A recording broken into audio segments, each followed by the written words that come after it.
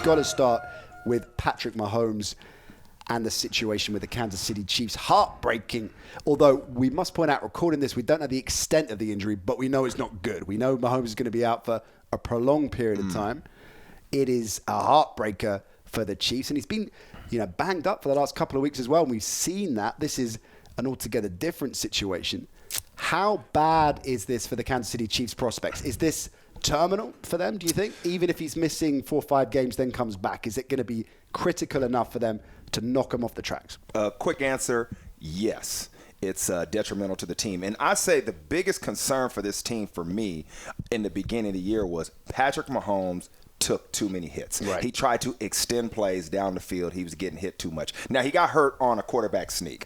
That is what it is. But he was one that took risk back in the pocket. And I thought, man, if he gets banged up, it completely changed the complexity of this offense. And it's because it's an offense built on playmakers, right? Andy Reid is calling plays because he thinks his playmakers can beat you, and he's going to scheme them up and get a one-on-one matchup somewhere.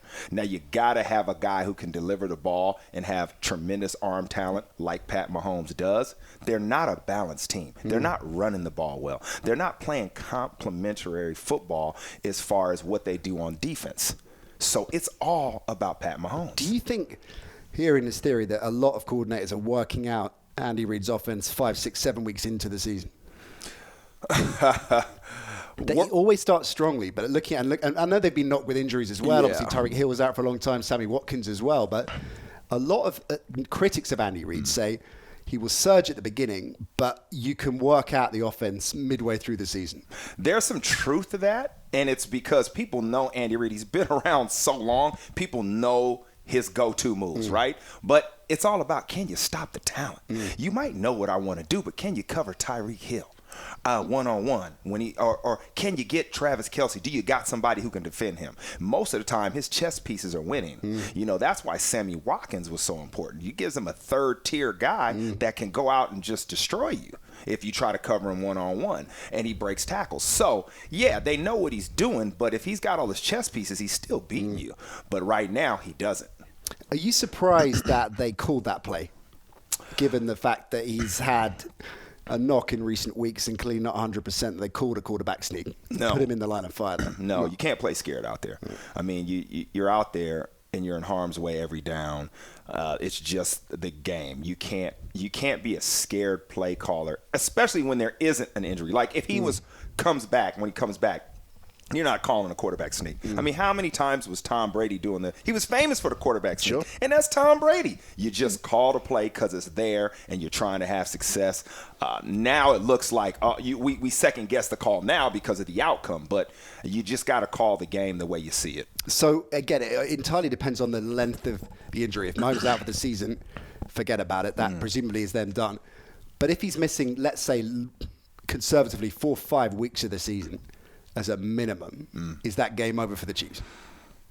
Matt Moore, can he steer them through? Is he good enough to steer them through with the other injuries they got and the fragility on defense? If they were a healthy offense and they were running the ball well, I would say, you know what, Andy Reid, he'll pull this out. But they're missing pieces. They haven't been all together. So the offense as a unit cannot compensate for Pat Mahomes because he was the glue. He was the reason they were having success with the injuries.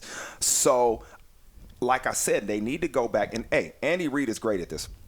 He's going to reassess the situation and come up with a great game plan that's advantageous for Matt Moore. Right. I mean, he's great at that, right? It's like Sean Payton and Teddy Bridgewater, right? You just give him a couple of weeks and he works it out around. And I guess to a degree as well, what the Panthers have done with Kyle Allen, same thing. Yeah.